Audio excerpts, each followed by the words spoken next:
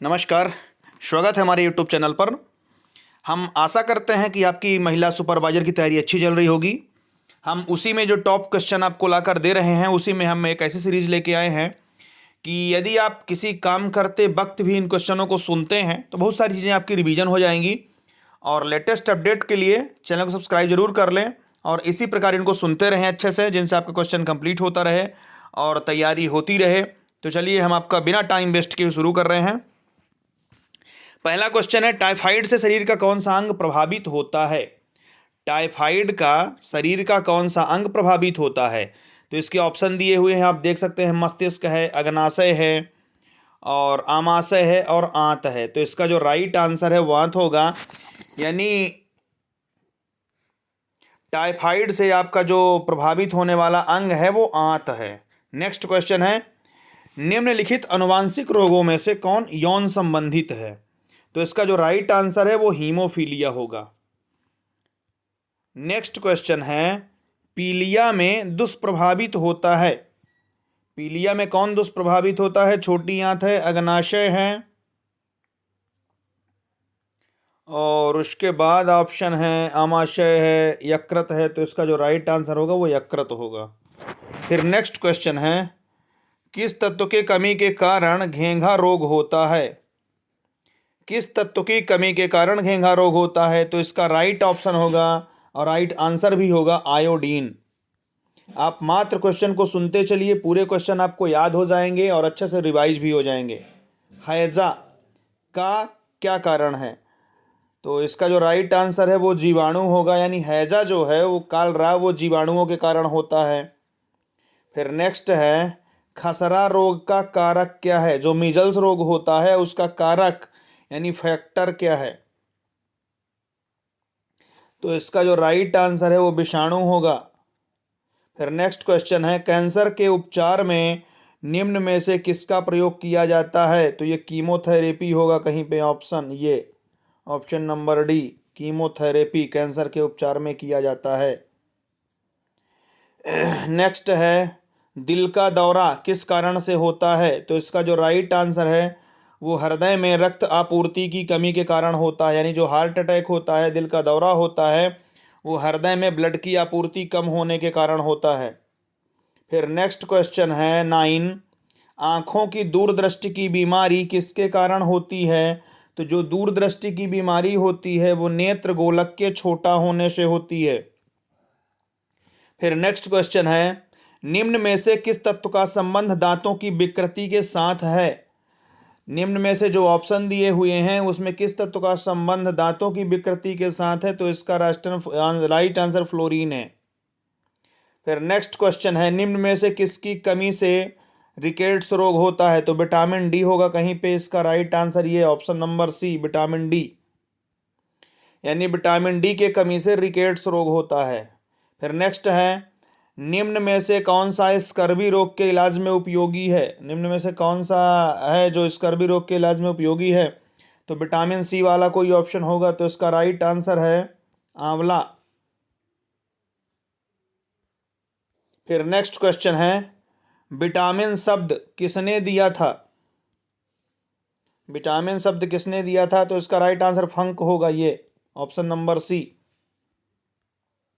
फिर next question है, निम्न में से कौन विटामिन ए का सर्वोत्तम स्रोत है? तो इसका राइट आंसर होगा गाजर। फिर नेक्स्ट क्वेश्चन है, छिली हुई सब्जियों को धोने से कौन सा विटामिन निकल जाता है? तो विटामिन सी होगा कहीं पे शायद, ये विटामिन सी। सब्जियों को धो देने से उनका विटामिन सी निकल जाता है। फिर नेक्स्ट क्वेश्चन है, निम्न में से विटामिन कौन सा है? तो ये फोलिक अम्ल होगा।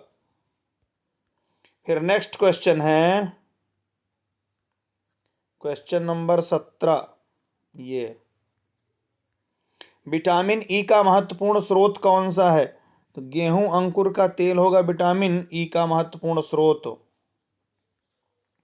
फिर नेक्स्ट क्वेश्चन है, मानव शरीर में रक्त का थक्का किस विटामिन से बनता है? तो विटामिन के होगा। हम विटामिन वाले क्वेश्चन अलग से पूरे कंप्लीट करा चुके हैं, उसको आप अच्छे से देख लीजिए तो जो विटामिन है आपका वो तैयार हो जाएगा। फिर नेक्स्ट है, विटामिन ई विशेषता किसके लिए महत्वपूर्ण है? तो ये लिंग ग्रंथियों की सामान्य क्रिया में। फिर नेक्स्ट है, मछलियों के यकृत के तेल में किसकी प्रचुरता होती है? मछलियों के यकृत के तेल में किसकी प्रचुरता होती है? तो विटामिन डी की। फिर नेक्स्ट क्वेश्चन है, निम्न में से कौन सा विटामिन जल में घुलनशील है? तो इसको हम बता चुके हैं, जो जल में घुलनशील विटामिन है वो बी और सी है। इनको छोड़ के जो ए, डी, ई, के, ये बसा में घुलनशील विटामिन है, जल में घुलनशील है बी और सी। तो इसका राइट आंसर कहीं पे होगा, ये इसमें सी दिया है। बी और सी ये दोनों जल में घुलनशील है, ए, डी, ई, के वसा में घुलनशील हैं।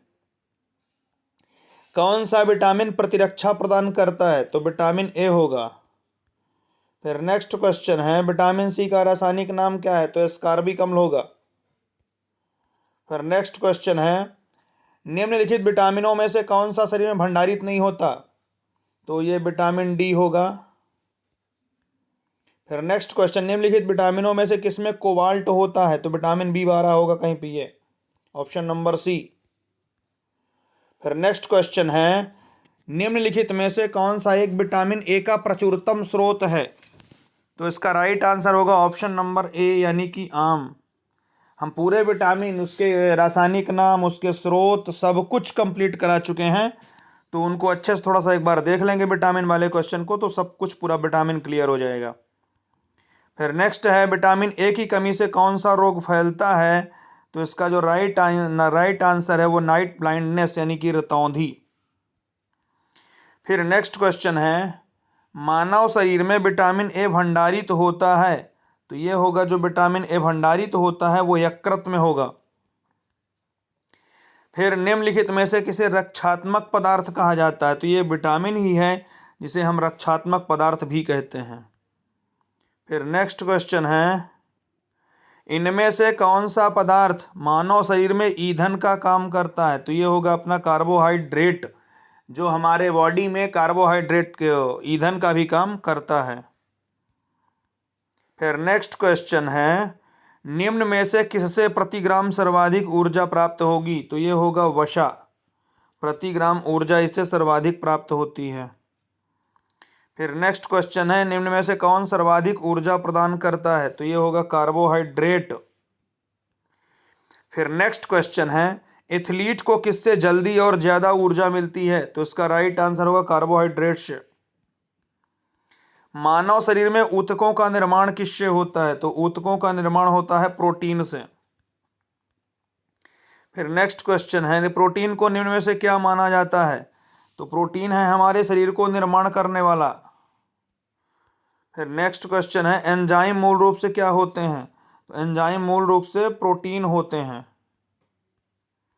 नेक्स्ट है, निम्न में से किसमें प्रोटीन नहीं पाया जाता है? तो चावल में। बाकी जो ऑप्शन है, दूध है और मांस है और दाल है, इनमें सब में प्रोटीन पाया जाता है। नेक्स्ट क्वेश्चन है, निम्नलिखित में से किसमें प्रोटीन सर्वाधिक पाया जाता है? तो इसे सोयाबीन में पाया जाता है। फिर नेक्स्ट क्वेश्चन है, निम्न में से किससे ऊर्जा प्राप्त नहीं होती? तो विटामिनों से ऊर्जा प्राप्त नहीं होती है। नेक्स्ट है, निम्न में से कौन सी शर्करा तत्काल ऊर्जा प्रदान करती है? तो ये है ग्लूकोज, जो हमें तत्काल ऊर्जा प्रदान करती है। फिर नेक्स्ट है, निम्न में से कौन सी प्रोटीन दूध में पाई जाती है? कौन सी प्रोटीन दूध में पाई जाती है? तो इसका राइट आंसर होगा केशिन। दूध में पीलापन भी इसी प्रोटीन के कारण होता है। फिर नेक्स्ट है, दांतों में निम्नलिखित में से क्या होता है? तो ये दांतों में होते हैं कैल्शियम। तो राइट आंसर होगा ऑप्शन नंबर डी। फिर नेक्स्ट क्वेश्चन, सागरीय खरपतवार किसका महत्वपूर्ण स्रोत है? तो ये होगा आयोडीन का, ऑप्शन नंबर बी। निम्न में से कौन आयोडीन का सर्वोत्तम स्रोत है? तो ये होगा शैवाल, ऑप्शन नंबर सी। पालक के पत्तों में किसकी मात्रा सबसे अधिक होती है? तो यहीं पे आयरन होगा कहीं पे, ये ऑप्शन नंबर डी। आयरन जो है पालक के पत्तों में पर्याप्त मात्रा में पाई जाती है। मनुष्य लोहा किससे प्राप्त करता है? तो इसका जो राइट आंसर है वो पालक से ही होगा। अभी अभी जस्ट इसके पहले क्वेश्चन निकला है, वही पालक होगा। फिर नेक्स्ट क्वेश्चन है, किसमें भरपूर लौह तत्व पाया जाता है? अंडा है ऑप्शन, हरी सब्जियां हैं, यही आंसर भी होगा, हरी सब्जियां। निम्नलिखित में से किसकी उपस्थिति कारण दूध में मिठास आ जाती है?